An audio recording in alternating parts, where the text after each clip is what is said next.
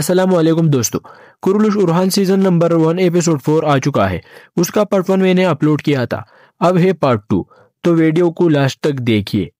یہاں پر ارحان اور اس کے سپاہی گھوڑوں پر سوار ہو کر قبیلے کی طرف آتے ہیں اور بوران صاحب سے پوچھتے ہیں کہ قبیلے کا کیا احوال ہے۔ بوران کہتا ہے عثمان نے اپنی غیر موجودگی میں اپنے بچوں کی حفاظت ہمیں سونپی ہے اور سارے سپاہیوں کو شہنشاہ صاحب کے پاس قرارگاہ روانہ کر دیا ہے۔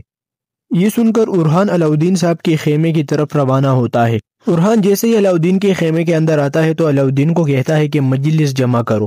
علاؤدین کہتا ہے ابھی تو مجلس جمع ہوئی ہے، تم کہنا کیا چاہتے ہو؟ علاؤدین کہتا ہے تمام سپاہی اور تمام سردار بورسا میں ہیں، صبح سورج طلوع ہوتے ہی بورسا ہمارا ہوگا انشاءاللہ۔ ارحان کہتا ہے کہ کل ہم بورسا پر حملہ نہیں کریں گے، بورسا کو ہمارا اور انتظار کرنا ہوگا۔ علاؤدین کہتا ہے کہ نہیں بھائی، یہ تم کیا کہہ رہے ہو، کل ہی ہمارا ہوگا۔ ارحان کہتا ہے کہ تم غلطی کر رہے ہو، اور اس بات پر دونوں کی لڑائی شروع ہو جاتی ہے۔ کئی قبیلے کے لوگ اور تمام سپاہی جمع ہوتے ہیں کہ اندر کیا ہو رہا ہے۔ اس کے بعد علاؤدین اور ارحان خیمے سے نکلتے ہیں۔ علاؤدین کہتا ہے کہ ہم صبح ہی حملہ کریں گے، اور ارحان کہتا ہے کہ اگر ہم نے صبح حملہ کر دیا تو ہماری جان کو بہت خطرہ ہے کہ ان کے 7,000 لشکر آنے والی ہے، 7,000 جنگجو، اور ہم حملہ نہیں کر سکتے۔ لیکن علاؤدین نہیں مانتا۔ علاؤدین کہتا ہے کہ اگر تمہیں ایسا کرنا ہے تو پہلے مجھ سے گزرنا ہوگا۔ ارحان کہتا ہے کہ ٹھیک ہے، میں تم سے بھی گزر جاؤں گا، اور علاؤدین کو ایک پنج دیتا ہے اور اس کی لڑائی شروع ہو جاتی ہے۔ پھر علاؤدین صاحب اچانک ایک حکم دیتا ہے کہ کارا خلیل، بالابان اور ارحان صاحب کو گھیر لے۔ بوران اور جرکوتائے ارحان صاحب کے ہاتھ کو باندھتے ہیں اور اسے گرفتار کر دیتے ہیں۔ یہاں پر غدار موجود ہوتے ہیں اور اپنے سپاہی سے کہتا ہے کہ تیمور تاش کو خبر بھیجو اور انہیں احوال بتاؤ۔ اس سے اگلے سین میں بالا ارحان سے کہتی ہے کہ بیٹے میں بہت پریشان ہوں، لیکن میں کیا کروں۔ ارحان جب روانہ ہوتے ہیں کارا جیسار قلعہ تو اپنے سپاہیوں کو کہتے ہیں کہ اپنے سر اٹھاؤ، یعنی یہ جو ارحان کا گرفتاری ہے یہ صرف ایک چال ہے۔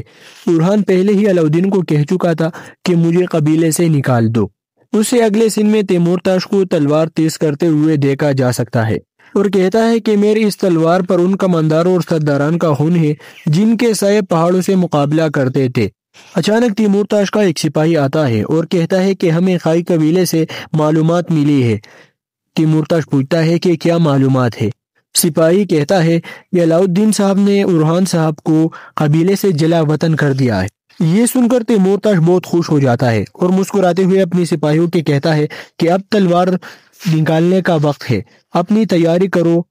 میں قائی کے قلعے سے وہ آخری جنگ دیکھوں گا جہاں میں قائی کا دل چیر لوں گا۔ اس سے اگلے سین میں پلادیوس ایک گلاب فاطمہ خاتون کو پیش کرتا ہے اور مسکراتا ہے اور فاطمہ خاتون کو کہتا ہے کہ تم سورج کی طرح روشن ہو سوغوت کی گلیوں میں۔ فاطمہ خاتون جواب دیتی ہے کہ اپنی حد جان لو، تمہارے سامنے عثمان صاحب کی بیٹی کھڑی ہے۔ پلادیوس کہتا ہے کیا عثمان صاحب کی بیٹی پھول نہیں لے سکتی؟ شہنشاہ صاحب کا بیٹا دور کھڑا یہ منظر دیکھ رہا ہوتا ہے۔ فاطمہ خاتون گلاب لیتی ہے۔ اسے اگلے سین میں بالا خاتون ارحان صاحب کے سپاہی یعنی بوران اور جرکوتائے کو کہتا ہے کہ ہم ارحان صاحب کے پیچھے جائیں گے اور ان کو بچائیں گے کہ وہ گرفتار نہ ہو جائے۔ اسے اگلے سین میں یہ پلادیوس کے پیچھے چلا جاتا ہے، اس کو ڈھونڈتا ہے کہ یہ شخص کون ہے، لیکن پلادیوس اچانک غائب ہو جاتا ہے۔ اس سے اگلے سین میں ارحان اور ان کے سپاہیوں کو قلعہ کی طرف لے جاتے ہوئے ان پر حملہ ہو جاتا ہے۔ سپاہیوں کو پہلے تیر لگتی ہے اور ارحان اور اس کے سپاہی بھاگ کر گھوڑوں پر سوار ہو کر جنگل کی طرف جاتے ہیں۔ اسے اگلے سین میں تیمور تاش اور اس کے سپاہی یار حصار قلعے کی طرف آتے ہیں اور اس کے سپاہی قائی سپاہیوں سے کہتے ہیں کہ دروازہ کھولو، تیمور تاش یہاں ہے۔ تو وہ دروازہ کھولتے ہیں اور تیمور تاش اندر داخل ہوتے ہیں۔ اس کے اگلے سین میں ارحان اور اس کے سپاہی جنگل کی طرف آتے ہیں اور تینوں الگ الگ طرف جاتے ہیں۔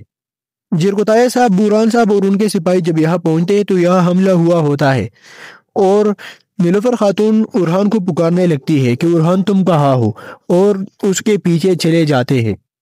یہاں پر 3 نقاب پوش سپاہی ارحان کے گھوڑے کی طرف آتے ہیں اور ارحان تینوں کو مار دیتے ہیں۔ ارحان جیسے ہی ان تینوں کو مار دیتا ہے تو اچانک اور سپاہی آ کر ارحان پر حملہ کرتے ہیں اور نیلوفر خاتون ارحان کو دیکھتے ہی اس کے پاس چلی جاتی ہے اور تمام دشمنوں کو مار دیتے ہیں۔ یہاں پر بالابان اور کارا خلیل ارحان کو ڈھونڈتے ہیں، لیکن ان پر اچانک ہی راستے میں حملہ ہو جاتا ہے۔ اور یہاں پر برہان اور اس کے سپاہی مدد کرنے کے لیے آتے ہیں۔ یہاں پر ارحان اور نیلوفر خاتون جنگل میں بھاگ رہے ہوتے ہیں، ان پر اچانک حملہ ہو جاتا ہے۔ وہ شانہ بشانہ لڑتے ہیں اور دشمنوں کا مقابلہ کرتے ہیں، اور یہاں پر اچانک عبد الرحمن آتا ہے اور تمام دشمنوں کو مار دیتے ہیں۔ جب سارے دشمنوں کو مار دیتے ہیں تو ارحان صاحب کانتورالی اور عبد الرحمن کو گلے لگاتا ہے۔ اس سے اگلے سین میں تیمورتاش جب یارحصار قلعے میں داخل ہوتا ہے تو قائد قبیلے کے سپاہی پوچھتے ہیں کہ تم یہاں کیا کرنے آیا ہو؟ تو تیمورتاش جواب دیتا ہے کہ میں یہاں خون پینے آیا ہوں، اور اچانک حملہ کر دیتے ہیں اور تمام سپاہیوں کو مار دیتے ہیں، اور تیمورتاش یارحصار قلعے کو جلانے کا حکم دیتا ہے۔ تیمورتاش جب تمام سپاہیوں کو مار دیتا ہے تو ان کے لاشوں کو قائد قبیلے کی طرف روانہ کرنے کا حکم کرتا ہے۔ اس سے اگلے سین میں جب حلیمہ خاتون ارحان سے ملتے ہیں تو کہتی ہے کہ یہ شخص آپ کے خیمے میں گیا تھا، البائے کی بات کر رہی ہوتی ہے، اور ارحان البائے سے پوچھتا ہے کہ تم میرے خیمے میں کیا کر رہے تھے؟ تو ارحان صاحب کو ایک خط دیتا ہے جس میں لکھا ہوتا ہے کہ سردار قاراسی اور گرمیان تیمورتاش کے ظلم اپنی فوجیں جمع کر رہے ہیں، اور وہ ساروز اور فلادیوس کے ساتھ مل کر حرکت میں آئیں گے۔ ارحان پوچھتا ہے تمہیں یہ سب کہاں سے معلوم ہو؟ البائے جواب دیتا ہے مجھے یہ اچھا نہیں لگ رہا کہ میری ریاست اتنے سالوں سے الہانیوں کی غلامی کر رہی ہے، مجھے اجازت دے کہ میں آپ کے ساتھ لڑوں اور اس راستے میں شہید ہو جاؤں۔ تو دوستو یہ تھی کرولش ارحان ایپیسوڈ 4 پارٹ 2۔ تو ملتے ہیں پارٹ 3 میں۔ اگر ویڈیو اچھی لگی